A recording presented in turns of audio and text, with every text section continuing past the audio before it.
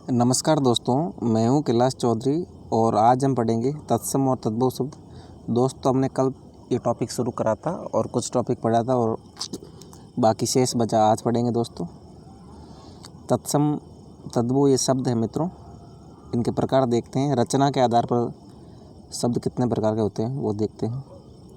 नए शब्द बनाने की प्रक्रिया को रचना या बनावट कहते हैं। मित्रों, ये नए शब्द बनते हैं उनको रचना या बनावट कहते हैं। रचना प्रक्रिया के आधार पर शब्दों के 3 भेद किए जाते हैं। रचना के आधार पर कौन कौन से 3 भेद हैं? रूढ़ शब्द, यौगिक शब्द और योग रूढ़ शब्द, ये 3 शब्द हैं। इससे पहले दोस्तों हमने पढ़ा था उत्पत्ति के आधार पर। तो उत्पत्ति के आधार पर तत्सम और तद्भव शब्द होते हैं 2, ये 3। रूढ़ शब्द देखते हैं मित्रों। वे शब्द जो किसी स्थान, प्राणी और वस्तु के लिए वर्षों से प्रयुक्त होने के कारण किसी विशिष्ट अर्थ में प्रचलित हो जाते हैं, उन्हें रूढ़ शब्द कहते हैं। वे शब्द जो किसी व्यक्ति, स्थान, प्राणी और वस्तु के लिए वर्षों से प्रयुक्त होने के कारण किसी विशिष्ट अर्थ में प्रचलित हो जाते हैं, रूढ़ शब्द कहलाते हैं। इन शब्दों की निर्माण प्रक्रिया भी ज्ञात नहीं होती और इसका कोई अन्य अर्थ भी नहीं होता है मित्रों। जैसे दूध, गाय, रोटी, दीपक, पेड़, पत्थर, देवता, आकाश, मेंढक, स्त्री, ये सारे रूढ़ शब्द हैं। और नेक्स्ट है यौगिक शब्द। वे शब्द जो 2 या 2 से अधिक शब्दों से बने। यौगिक शब्द 2 या 2 से अधिक शब्दों से बनते हैं। उन शब्दों का अपना पृथक अर्थ भी होता है, किंतु मिलकर अपने मूल अर्थ के अतिरिक्त नए अर्थ का भी बोध कराते हैं। दोस्तों, नए अर्थ का भी बोध कराते हैं मूल अर्थ के अतिरिक्त, उन्हें यौगिक शब्द कहते हैं। समस्त संधि, समास, उपसर्ग और प्रत्यय से बने शब्द यौगिक शब्द कहलाते हैं। तो मित्रों, जो यौगिक शब्द होते हैं संधि, समास, उपसर्ग और प्रत्यय से बने होते हैं। जैसे विद्यालय, तो विद्याधन आलय। प्रेम सागर, प्रेम धन सागर। प्रतिदिन, प्रतिधन दिन। दूध वाला, दूध धन वाला। राष्ट्रपति, राष्ट्र धनपति। महर्षि, महाधन ऋषि। ये दोस्तों सभी शब्द 2 शब्दों से बने हैं और अपना अलग अर्थ भी है। तो विद्या और आलय दोनों का मिलाकर अलग विद्यालय हो गया। प्रेम सागर दोनों का अलग अर्थ हो गया। तो इस प्रकार होता है। नेक्स्ट है दोस्तों योग रूढ़। वे यौगिक शब्द जिनका निर्माण पृथक अर्थ देने वाले शब्दों के योग से होता है। इनका निर्माण होता है पृथक अर्थ देने वाले शब्दों के योग से होता है, किंतु वे अपने द्वारा प्रतिपादित अनेक अर्थों में से किसी एक विशेष अर्थ का ही प्रतिपादन करने के लिए रूढ़ हो जाते हैं। इनका दोस्तों अलग अर्थ निकलता है। योग रूढ़ में 2 या 2 से अधिक शब्दों से बनते हैं। ऐसे शब्दों को योग रूढ़ कहते हैं। जैसे पीताम्बर है मित्रों, तो पीता में पीत धन अंबर। पीत यानी पीला, अंबर यानी वस्त्र, तो अलग अर्थ आ जाएगा। पीले हैं वस्त्र जिसके, विष्णु जी के लिए आ गया कि योग से बना है पीत धन अंबर, किंतु अपने मूल अर्थ से इतर इस शब्द का अर्थ विष्णु रूढ़ है। तो योग रूढ़ में क्या हो गया? विष्णु रूढ़ हो गया। इस प्रकार दशानन, गजानन, ये सारे योग रूढ़ है मित्रों। जलज, लंबोदर, त्रिनेत्र, चतुर्भुज, घनश्याम, रजनीचर, मुरारी, चक्रधर, षडानन आदि शब्द योग रूढ़ है। अब नेक्स्ट है दोस्तों प्रयोग के आधार पर। 2 प्रकार के हैं। प्रयोग अथवा रूप परिवर्तन के आधार पर हिंदी के शब्दों के 2 भेद पाए जाते हैं। 2 भेद कौन कौन से देखते हैं? एक विकारी होता है, दूसरा अविकारी होता है। विकारी क्या होता है? वे शब्द जिनका लिंग, वचन, कारक और काल के अनुसार, ये चारों होते हैं, लिंग, वचन, कारक और काल के अनुसार रूप परिवर्तित हो जाता है। इनके अनुसार रूप परिवर्तित होता है, ये विकारी शब्द कहलाता है मित्रों। लिंग, वचन, कारक। विकारी शब्दों में समस्त संज्ञा, सर्वनाम, विशेषण तथा क्रिया शब्द आते हैं। इन शब्दों में क्या आएगा? संज्ञा आएगा, सर्वनाम, विशेषण और क्रिया शब्द आते हैं और इनका विस्तृत विवरण अलग अध्याय में किया जाएगा। इनका मित्रों विकारी शब्दों के अलग टॉपिक पढ़ेंगे। नेक्स्ट है अविकारी शब्द। अविकारी क्या होते हैं? वे शब्द जिनका लिंग, वचन, कारक और काल के अनुसार परिवर्तित नहीं होता, अविकारी शब्द कहलाते हैं। तो मित्रों ये लिंग, वचन, कारक और काल के अनुसार परिवर्तित नहीं होते हैं अविकारी, और विकारी शब्द परिवर्तित हो जाते हैं।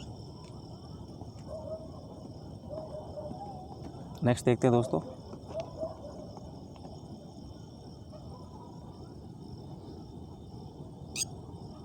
इन शब्दों का रूप सदैव वही बना रहता है अव्ययकारी का, इसलिए इन्हें अवयव कहते हैं।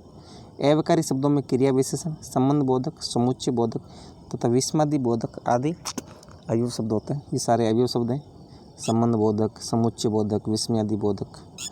अर्थ के आधार पर शब्द देखते हैं। अर्थ के आधार पर शब्दों के निम्नांकित भेद किए जाते हैं। ये मित्रों अर्थ के आधार पर 9 भेद हैं। एकार्थी शब्द, जिन शब्दों का प्रयोग एक ही अर्थ में होता है उन्हें एकार्थी शब्द कहते हैं। जैसे दिन, धूप, लड़का, पहाड़, नदी, इनका प्रयोग दोस्तों एक ही अर्थ में होता है, इसलिए इन्हें एकार्थी शब्द कहते हैं। नेक्स्ट देखते हैं अनेकार्थी शब्द, जिन शब्दों के अर्थ एक से अधिक होते हैं। अनेकार्थी शब्दों के एक से अधिक अर्थ होते हैं, इन्हें अनेकार्थी शब्द कहते हैं। इसका प्रयोग अलग अलग अर्थ में प्रसंगानुसार किया जाता है, जैसे अज, अमृत, कर, सारंग, हरि इत्यादि। ये दोस्तों ये एक से अधिक शब्दों के पर्यायवाची है, इसलिए इनका प्रयोग अलग अलग अर्थों में होता है। नेक्स्ट है पर्यायवाची शब्द, वे शब्द जिनका अर्थ समान होता है।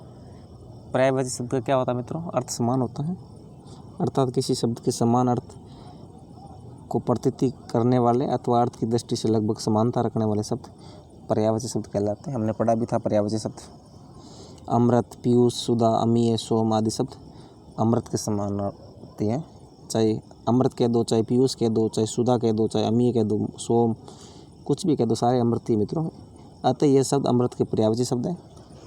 नेक्स्ट है विलोम शब्द, एक दूसरे का विपरीत अर्थ देने वाले शब्द विलोम शब्द कहलाते हैं।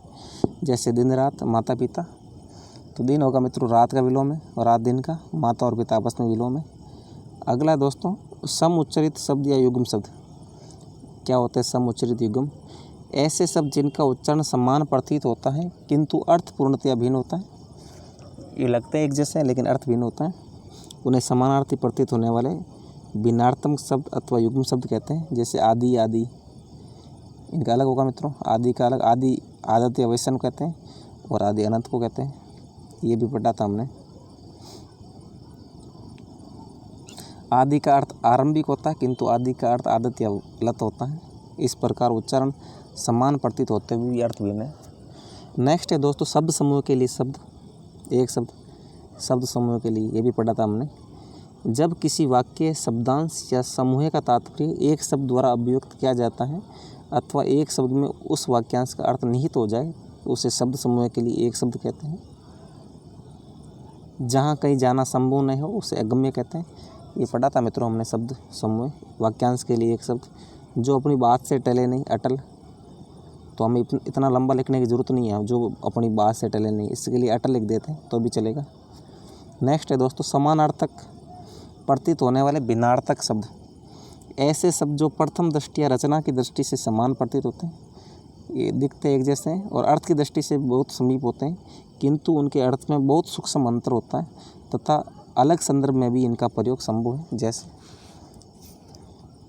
ये भी दोस्तों में अंतर होता है, अस्त्र और शस्त्र। फेंक कर वार किए जाने वाले हथियार जैसे तीर और भाला अस्त्र कहलाते हैं। और शस्त्र क्या होता है? जिन हथियारों का प्रयोग हाथ में रखकर किया जाता है, तलवार, लाठी, चाकू। ये मित्रों समानार्थक प्रतीत होने वाले शब्द हैं, एक जैसे दिख रहे हैं अस्त्र शस्त्र, लेकिन अंतर है इनमें।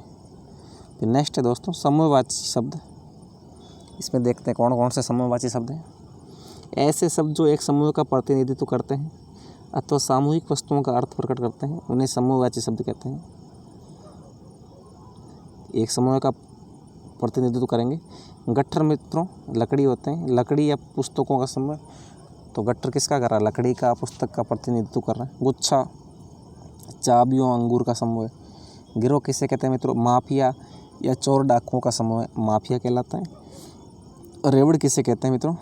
रेवड़ भेड़, बकरी और पशुओं का समूह रेवड़ कहलाता है। तो समूह का बोध करा रहा है। इसी प्रकार झुंड, टुकड़ी, पंक्ति, माला आदि शब्द समूहवाची है। झुंड, टुकड़ी, पंक्ति, माला। अगला है मित्रों ध्वन्यार्थक शब्द। ऐसे शब्द जिनका अर्थ ध्वनि पर आधारित हो उन्हें ध्वन्यार्थक शब्द कहते हैं। ध्वनि पर आधारित शब्द होते हैं ध्वन्यार्थ। कौन कौन से देखते हैं मित्रों? इनके उपवेद हैं। ये बोलियाँ मित्रों, पशु की बोली, पक्षी की, पशुओं की बोलियाँ, पक्षियों की बोलियाँ और जड़ पदार्थों की ध्वनियाँ। दहाड़ना ये ध्वन्यात्मक शब्द है मित्रों। दहाड़ना, कौड़ दहाड़ता, शेर दहाड़ता है, कुत्ता भौंकता है, घोड़ा हिनहिनाता है, हाथी चिंगाड़ता है, भेड़ और बकरी मिमियाती है। रंबाना कौन, गाय रंबाती है। फुफकारना, सांप फुफकारता है। और टर्राना, मेंढक टर्राता है। गुर्राना, चित्ता गुर्राएगा मित्रों। और मियाऊं, बिल्ली करती है। ये सारी ध्वनियाँ हैं। पक्षियों की बोलियों में चहचहाना, चिड़िया चहचहाती है। प्यू प्यू, पपिया करता है। काँव काँव, कौवा कहता है। गुट्टर गूँ, कबूतर की बोली है। और कुक्कड़ गूँ, मुर्गा की मित्रों। और कूकना, कोयल कूकती है। जड़ पदार्थों की ध्वनियाँ। जड़ पदार्थ कौन से, बिजली कड़कती है, यानी जो स्थिर होती है मित्रों वो बिजली कड़कती है। दरवाज़ा खटखटाते हैं, छुक छुक क्या करती रेलगाड़ी चलती है, बादल गरजते हैं, और खन खनाना सिक्के। ये सारे ध्वन्यार्थक शब्द हैं दोस्तों। इसी के साथ हमारा ये जो शब्द वाला सब टॉपिक था, जिसमें तत्सम और तद्भव विशेष रूप से, ये कंप्लीट होता है। अब इसके हम अभ्यास प्रश्न देखते हैं। निम्नलिखित में से तत्सम शब्द कौन सा है, तो आपको देखना है जो तत्सम शब्द कौन सा है। तत्सम की डेफिनेशन आपको पता होगी। तत्धनसम, इसका मतलब ये होता है ऐसे शब्द जो अपनी मूल भाषा से नई भाषा में समान रूप से प्रयुक्त किए जाते हैं, तत्सम कहलाते हैं। तो हिंदी भाषा है, हिंदी की मूल भाषा कौन सी, संस्कृत है, और नई भाषा हिंदी है। तो संस्कृत भाषा के शब्द हिंदी में प्रयुक्त किए जाते हैं, तो तत्सम हो गए। तो मित्रों इसमें तत्सम शब्द अश्रु है दोस्तों। ये बाकी सारे, ऊंचा क्या होगा मित्रों, ऊंचा तद्भव शब्द है। और आग, ये भी तद्भव है। अग्नि होता मित्रों, इसका तत्सम क्या होगा, अग्नि होगा। चीता भी तद्भव शब्द है। नेक्स्ट देखते हैं निम्नलिखित में से तद्भव शब्द कौन सा है। क्षत्रिय, कृष्ण, ग्रह और गांठ। तो इसमें गांठ तद्भव शब्द है, बाकी सारे तत्सम हैं। क्षत्रिय, कृष्ण का दोस्तों काला होगा, ग्रह का घर होगा। निम्नलिखित में से देश शब्द कौन सा है, तो देश शब्द देखते हैं हम इसमें। काश देश शब्द है, ताकत, सपना, थान, ये देश नहीं है। निम्नलिखित में से योग रूढ़ शब्द का चयन करें। योग रूढ़ का मतलब क्या होता है, तो ऐसा शब्द जो दो या दो से अधिक शब्दों से बनते हैं और अलग अर्थ होता है, जिनका यो दशानन है। अब नेक्स्ट है तत्सम शब्द किसे कहते हैं, तो ये हमने करा था मित्रों हमने। तो तत्धनसम, ऐसे शब्द जो अपनी मूल भाषा से नई भाषा में समान रूप से प्रयुक्त किए जाते हैं, यानी ज्यों के त्यों प्रयुक्त किए जाते हैं, वो तत्सम कहलाते हैं। और तद्भव शब्द, ऐसे शब्द जो अपनी मूल भाषा से नई भाषा में परिवर्तन के साथ प्रयुक्त किए जाते हैं, वो तद्भव कहलाते हैं। तो ये पढ़ा था हमने, ऊपर देखा था तत्सम तद्भव। निम्नलिखित तद्भव शब्दों के तत्सम रूप बताइए। इनके तत्सम रूप देखते हैं। मेह का मित्रों मेघ होगा। मेह का क्या होगा, तद्भव। सॉरी, मेह का तत्सम क्या होगा, ये तो तद्भव है खुद ही। मेह का मेघ। बंदर का क्या होगा, वानर होगा दोस्तों। बंदर का वानर। सूखा का क्या होगा, शुष्क होगा, शुष्क। उसी प्रकार पहर का क्या होगा, ऐसे होगा, प्रहर। पंगत का पंक्ति होगा मित्रों। तो ये हमने कर लिया दोस्तों। ये संकर शब्द किसे कहते हैं, ये हमने ऊपर देखा था। रूढ़ शब्द से क्या से क्या तात्पर्य है, तो हमने देखा था रूढ़ शब्द किसे कहते हैं, यानी हजारों वर्षों से इनका एक अलग ही अर्थ में प्रयुक्त किया जाता है, जैसे गाय, दूध। यौगिक और योग रूढ़, ये भी हमने देखा था। प्रयोग के आधार पर और अर्थ के आधार पर शब्द के कितने भेद हैं, ये हमने अभी किए थे दोस्तों। आप खुद कर लीजिए और कमेंट बॉक्स में ज़रूर लिखें इनके उत्तर। दोस्तों यदि आप हमारे चैनल पर नए व्यूवर आए हैं तो चैनल को सब्सक्राइब करें, वह बेल आइकन को प्रेस करना बिल्कुल ना भूलें, ताकि आपको हर नए वीडियो की नोटिफिकेशन सबसे पहले मिले। दोस्तों इस वीडियो के लिंक को फेसबुक, व्हाट्सएप आदि जितने भी सोशल मीडिया के प्लेटफॉर्म हैं उसके स्टेटस और स्टोरी पर ज़रूर शेयर करें, ताकि अधिक से अधिक विद्यार्थियों को इसका लाभ मिलेगा। दोस्तों, ये हमारा टॉपिक तत्सम तद्भव वाला कंप्लीट होता है और अब नया टॉपिक हमारा संधि पढ़ेंगे कल। आज के लिए बस इतना ही। जय हिंद, जय भारत।